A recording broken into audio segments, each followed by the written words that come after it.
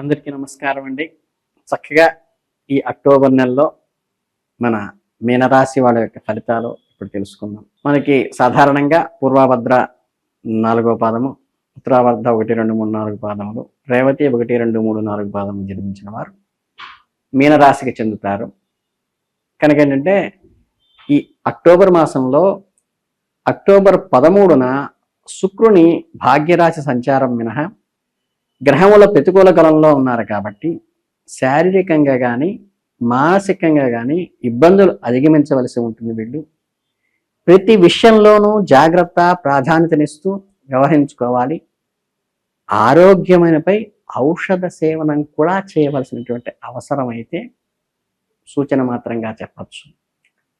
ఇక కుటుంబ పరంగా చూస్తే అన్య విషయక చర్చలు లేకుండా జాగ్రత్త పడాలి. చెల్లింపులకు ముందు జాగ్రత్త తప్పనిసరిగా చేసుకోవాల్సి ఉన్నది. అంటే ఇతరుల గురించి చర్చ కుటుంబంలో మనకి వద్దు. అక్టోబర్ నెలలో 13వ తేదీన శుక్రుడు మీ భాగ్యరాశిలోకి ప్రవేశించడం వల్ల కొంత ఉపశమనం లభిస్తుంది. అయితే మిగిలిన గ్రహాల ప్రతికూల స్థితి కారణంగా ఈ నెలంతా కూడా మీకు శారీరకంగా కానీ మానసికంగా కానీ కొన్ని ఇబ్బందులు ఎదుర్కొనేటువంటి అవకాశం అయితే సూచన మాత్రంగా చెప్పచ్చు.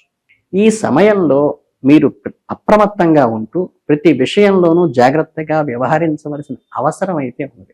మీ ఆరోగ్యం విషయంలో కూడా కొంచెం శ్రద్ధ వహించండి. ఎందుకంటే మీ ఆరోగ్యమే అన్నిటికన్నా మీకు ప్రధానమైన విషయం కాబట్టి చిన్న అనారోగ్య సమస్యలు కూడా తీవ్రమయ్యే అవకాశం ఉంది. కాబట్టి జలుబు దగ్గు వంటి సాధారణ సమస్యలు కూడా నిర్లక్ష్యం చేయవద్దు.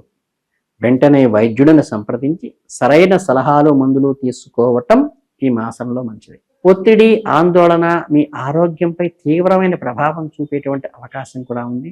వీటిని తగ్గించుకోవటానికి చక్కగా ప్రాణాయామం లాంటివి ప్రాక్టీస్ చేయటం మంచిది. ఇవి మీ మనస్సును ప్రశాంతంగా ఉంచటమే కాక మీ శారీరక ఆధ్యాత్మిక జీవితాన్ని కూడా ముందుకు తీసుకెళ్ళడానికి దోహదపడుతుంది ఈ ప్రాణాయామం. ఇక ఆహారం విషయంలో జాగ్రత్తగా ఉండాలి. పోషకాలున్న ఆహారం తీసుకోవటం, చక్కగా తగినంత నీరు త్రాగటం, సమయంగానికి భోజనం చేయటం చాలా ముఖ్యం. మీ భోజనం లోపలున్న అహం వైశ్వానుడికి మీరు ఇచ్చే హోమం లాంటిది కాబట్టి దాన్ని నిర్లక్ష్యం చేయవద్దు. ఎక్కువగా వేయించిన కారం ఉన్న ఆహార పదార్థాలకి దూరంగా ఉండటమే మరొకటి. బీపీ లాంటి వాళ్ళు ఉన్న వాళ్ళు కొంచెం జాగ్రత్త తీసుకోవాలి. తగినంత నిద్ర చాలా అవసరం. రోజుకి కనీసం 7-8 గంటలు నిద్రపోవటం మీ శరీరంకి మనస్సుకి ఉత్తేజాన్ని కలిగించడానికి, నిద్రలేమి లేకుండా మానసిక శారీరక సమస్యలకు దారితీయకుండా ఉండటానికి దోహదపడుతుంది. ఇక ఆర్థిక విషయాల్లో కూడా కొంచెం అప్రమత్తంగానే ఉండవలసిన విషయం ఉంది. ఖర్చులు పెరిగే అవకాశం ఉంది. ముందుగానే బడ్జెట్ వేసుకుని దాని ప్రకారం ఖర్చులు పెట్టి ఖర్చులను నియంత్రించే ప్రయత్నం కూడా చేయవలసిన పని అయితే ఉంది.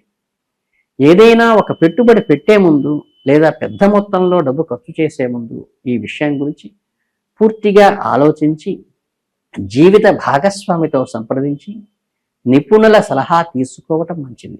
తొందరపాటు నిర్ణయాలు అయితే ఈ నెలలో ఏమీ తీసుకోవద్దు. అనవసరమైన ఖర్చులు తగ్గించుకోవడానికి ప్రయత్నించండి. బయట తినటము, షాపింగులు వంటి వాటికి బదులుగా ఇంట్లోనే వంట చేసుకోవటము, ఇంటి తిండి తినటము, అనవసరమైన వస్తువులు కొనటం వంటివి చేయకుండా ఉండటము చాలా మంచిది. ఇంకా అవకాశం ఉంటే అదనపు ఆదాయ మార్గాల కోసం చూడండి. ఫ్రీలాన్సింగ్ లాంటివి కానీ పార్ట్ టైం ఉద్యోగాల వంటివి మీ ఆర్థిక పరిస్థితిని మెరుగుపరచడానికి ఉపయోగపడతాయి. ఈ చిన్న చిన్న ప్రయత్నాలు చేసి అదనపు మార్గాలను కూడా అన్వేషించటం మంచిది. అలాగే కుటుంబ సభ్యులతో సఖ్యతతో ఉండటానికి ప్రయత్నించండి. అనవసరమైన చర్చలు కానీ వాగ్వివాదాలు కానీ జీవిత భాగస్వామితో వద్దు. ఒకరినొకరు అర్థం చేసుకోవటానికి ప్రయత్నించండి. ప్రతి ఒక్కరి అభిప్రాయాలని గౌరవించండి. ఇంట గెలిచి రచ్చ గెలసమన్నారు కాబట్టి తప్పనిసరిగా ఇంట్లో వాళ్ళ అభిప్రాయానికి మీరు వాల్యూ ఇవ్వండి. మీకు వాళ్ళు వాల్యూ ఇస్తారు. ఇంట్లో ప్రశాంత వాతావరణం నెలకొల్పడానికి ఎప్పుడూ ప్రయత్నం చేయండి. కుటుంబ సభ్యులతో కలిసి సమయం గడపండి. ఆటలు పాటలు సినిమాలు చూడటం వంటి కుటుంబ సభ్యులతో చేయండి. పెద్దల సలహాలు ఆశీర్వదనాలు తీసుకోవటం ఎంత ముఖ్యమో ఇంట్లో వాళ్ళతో కలిసి ఉండటం కూడా అంతే ముఖ్యం. వారి అనుభవం మీద మీ మార్గదర్శకం ఆధారపడి ఉంటుంది. ప్రయాణాలు చేసేటప్పుడు కూడా అన్ని జాగ్రత్తలు తీసుకోవటం ఈ మాసంలో అవసరం. వాహనం నడుపుతున్నప్పుడు రోడ్డు నిబంధనలు పాటించండి. ప్రయాణం చేసే ముందు వాహనాన్ని సరిగ్గా తనిఖీ చేసుకోవటం సూచన మాత్రంగా చెప్పటం జరిగింది ఇప్పుడున్న గ్రహస్థితి ప్రకారం. కొత్త వ్యక్తులతో వ్యవహరించేటప్పుడు కానీ అప్రమత్తంగా ఉండాలి. ఎవరిని బ్లైండ్ ఫెయిత్ చేయవద్దు. ముఖ్యంగా ఆర్థిక లావాదేవీలు జరిపేటప్పుడు చాలా జాగరూకతతో ఉండటం ఇప్పుడున్న గ్రహస్థితిలో అనుకూలమైన విషయం. ఏదైనా ముఖ్యమైన నిర్ణయం తీసుకునే ముందు ఆ విషయాన్ని గురించి పూర్తిగా ఆలోచించి నిర్ణయం తీసుకోవాలి. తొందరపాటు నిర్ణయాలైతే ఈ మాసంలో తీసుకోవద్దని చెప్తున్నాను.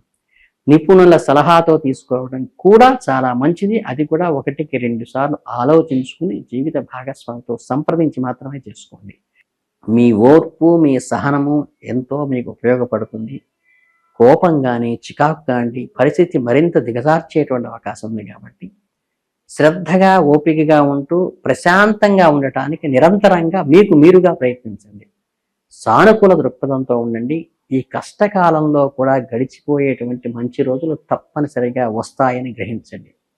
ఈ జాగ్రత్తలు పాటిస్తూ కష్ట సమయాన్ని ధైర్యంగా ఎదుర్కొంటే త్వరలో మంచి రోజులు తప్పనిసరిగా వస్తాయి. అంతేకాకుండా ఈ 13వ తేదీ తర్వాత శుక్రుని శుభ ఫలితాల వల్ల కొంత ఉపశమనము, ఆర్థిక అభివృద్ధి కూడా కలిగేటువంటి పరిస్థితి ఉన్నది కాబట్టి ఆశను వదులుకోకుండా ఈ ద్వితీయ వారం వరకు ఎదురు చూడటం అనేది చాలా మంచి విషయం.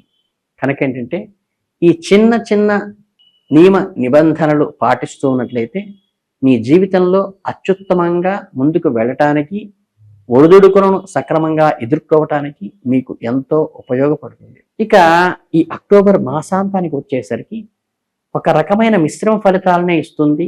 శుక్రుల శుభ ఫలితాల వల్ల కొంత ఉపశమనం లభించినప్పటికీ ఒకవైపు కృషి, పట్టుదల, చేపట్టిన పనిలో విజయం సాధిస్తారు. మరోవైపు తెలియకుండానే కొన్ని సవాళ్లను ఎదుర్కోవటము, ఇబ్బందులను ఎదుర్కోవటము ఈ నెలలో సహజంగా సంభవించేటువంటి విషయాలు. కనుక ఏంటంటే ఈ అనుకూల, ప్రతికూల ఫలితాలను జాగ్రత్తగా బేరీజు వేసుకుంటూ సంయమనంతో, ఓపికతో, సమయస్ఫూర్తితో ముందుకు వెళ్ళటం ఈ మాసంలో కొంచెం జాగ్రత్త వహించాలి. మీరు చేసే ప్రయత్నాలన్నీ ఫలిస్తాయి. మీ కృషి, మీ పట్టుదల, మీ అంకిత భావం వల్ల మాత్రమే మీ లక్ష్యాలను చేరుకునేటువంటి అవకాశం ఉంటుంది. గ్రహస్థితి కన్నా ఆత్మ సంకల్పం గొప్పదిగా ఇక్కడ తెలుసుకోవాల్సింది. కొత్త ప్రాజెక్టులు చేపట్టడానికి కానీ, కొత్త వ్యాపారాలు ప్రారంభించడానికి కానీ ఇది మంచి సమయంగా ఉంటుంది. పోయిన ధనం తిరిగి రాదు, కానీ గతంలో మీరు పోగొట్టున్న డబ్బు మొత్తం తిరిగి వచ్చే అవకాశం ఈ నెలలో ఉంది. బంధువులు లేదా స్నేహితుల ద్వారా ఆ డబ్బు మీకు చేరుతుంది కూడా. ఇది మీ ఆర్థిక పరిస్థితిని మెరుగుపరుస్తుంది. ఇది ఒక అనుకూలమైన విషయం. మీ ఆరోగ్యం మెరుగుపడుతుంది. శారీరకంగా కూడా, మానసికంగా కూడా ఉత్తేజంగా ఉంటారు.